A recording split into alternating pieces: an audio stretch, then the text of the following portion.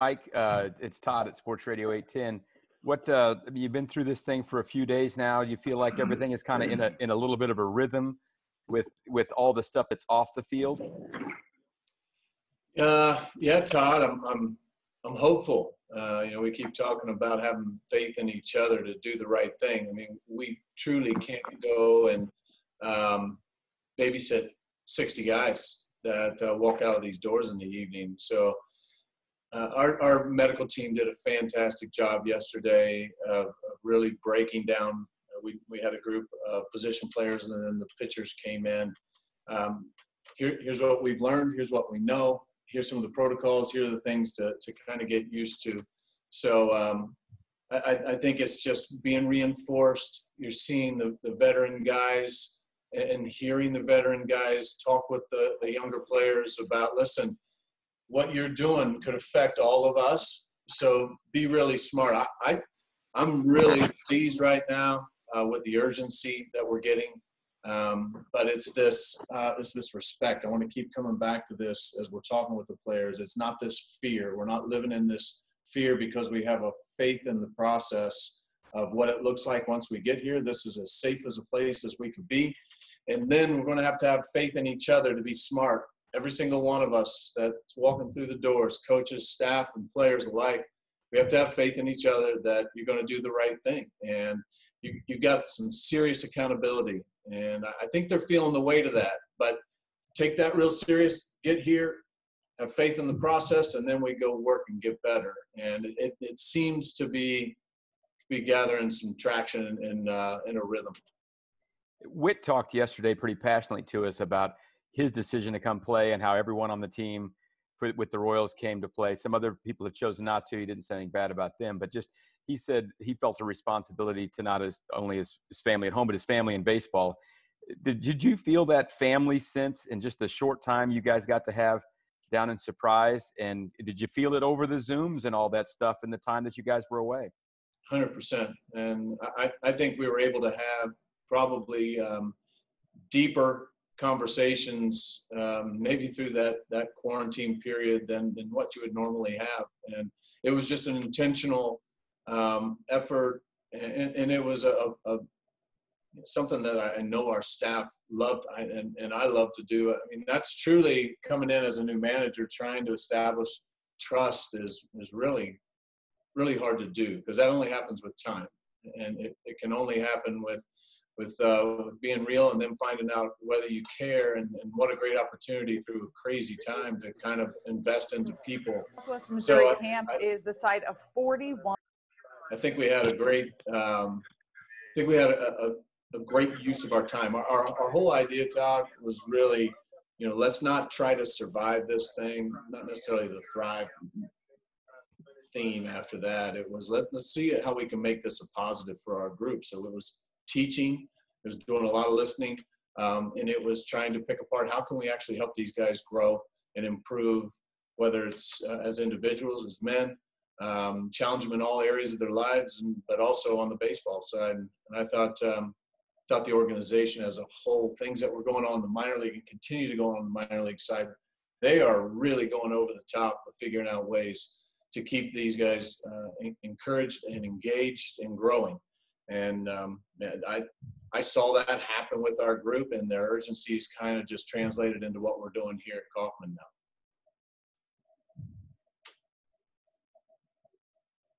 Anybody else? Hey, Mike, Len Jennings. I just wanted to ask you, this Major League Baseball schedule is maybe expected to be released today. Maybe you know what the schedule is already. But do you feel like because of this surreal time that the schedule kind of almost builds a little bit more excitement that this is actually going to happen? Yeah, Len, I did get a peek at it. And you know what it showed me is how fast this is going to go. I mean, you start breaking it up into road trips and homestands, and, man, it's just a couple short ones, and like, wow, where did that go?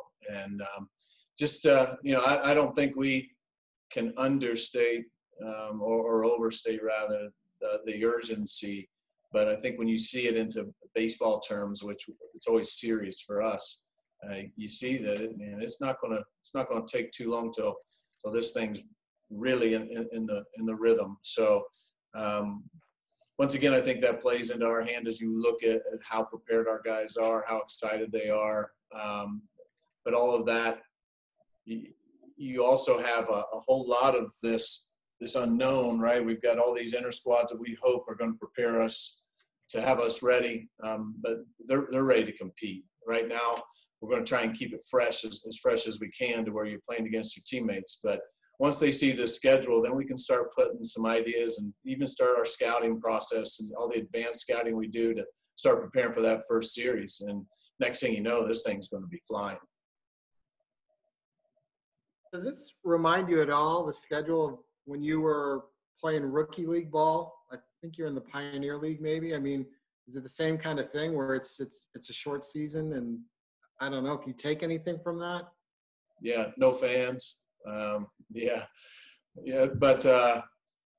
I hope we have the enjoyment that most of us had as rookie ball players. First time you're ever putting on a uniform and you're actually getting paid. I mean, it was pretty amazing. And we're going to have that conversation too, and we've started it with a lot of the players about this could really be as fun as we want it to be. First of all, we got to take some of that fear out of it, right? Replace that with that faith and trust. And after that, man, this thing could be one of the funnest seasons we've ever had. And what an opportunity for an organization from where we've been to where we potentially could be. And it's not a stretch when you look at the talent that we have.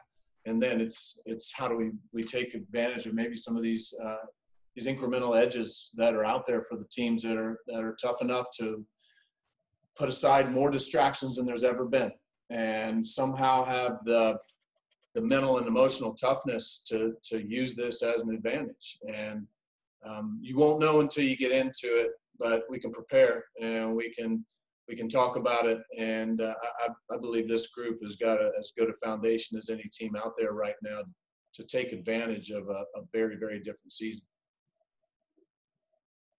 Hey, Mike, it's Marcus, officer at Fox 4 News. How do you feel the 60-game schedule will help with the skill set that the team has now, the youth, the speed, things like that? Does this play into your hands better than it would 82, 100 games, something like that?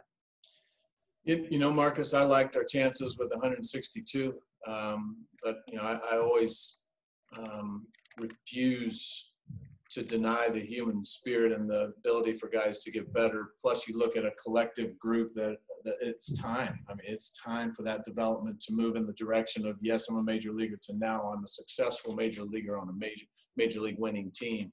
It's an evolution. And then the influx of some excitement, the wisdom of veteran leadership. I mean, all those things combined. But truly, Marcus, I do believe that it's going to be handling these intangibles. I think it's going to be philosophy and style of play. Clean baseball with the ability to just put constant pressure on, which I believe are hallmarks for the Kansas City Royals. I believe those will shine early in a season like this.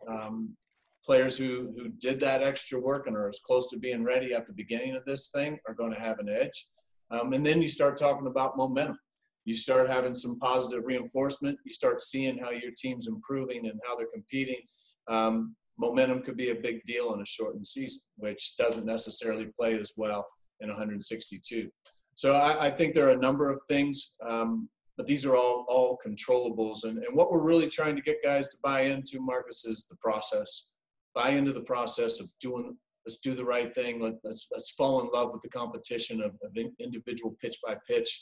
Keep it in bite-sized pieces to where we can maintain throughout this sprint. And all of those things I see, that's a skill. Those are skill sets that our guys have. Now, having that skill set and then implementing against some of the best competition in the game of baseball, that's a whole nother question, and that's yet to be seen. But that's why we're excited to watch our guys start competing tomorrow in these inter-squad games, and hopefully it'll all translate once we hit out on the field.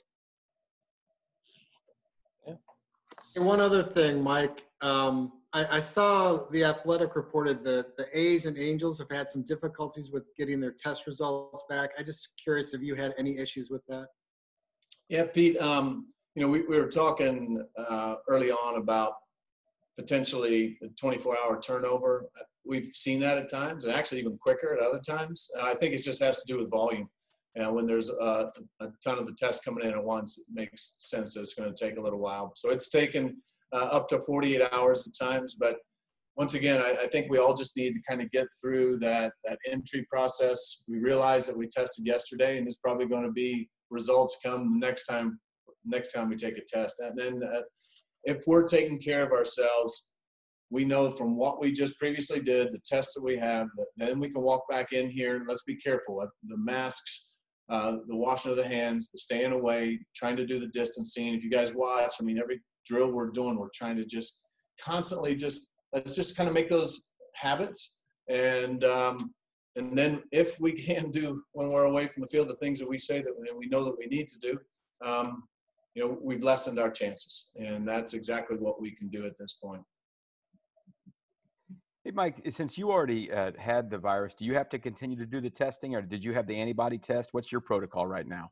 Yeah, I did have the antibody test, and came out positive that I do have the antibody, but I'm not, and I don't want this to be a knock on our medical world, but it's just a loose science right now still. And I don't think there's any proof that I can't continue to carry it nor get it again. Not worried about it for myself. I'm worried about it for where I could transfer it. So I'm taking every protocol like I've never had it. I think that's the wise thing to do. And I think that's definitely what we're going to communicate to anybody who does get it, come back. Let's still be smart. And because we don't have enough data, we don't have enough information to say with 100% certainty. But, I know that, we're talking about being able to help people. If we can do that, I'm going to suggest being able to try and help, whether it's the plasma donation or anything you can. I think there's some positives that can come from it, but I wouldn't, and I haven't and won't take it as I'm completely done with this and I can just move on with life and not care. Part of that too is these guys are going to follow our lead, and that's the staff. We're talking about this as a staff. If we're walking around with no masks on, they're going to walk around with no masks on. If we're going around hugging and high-fiving, they're going to follow suit. So we're going to take it to another level, regardless. They come up and tell us that we have a 0% chance. We still have to go about it the way that we're going about it.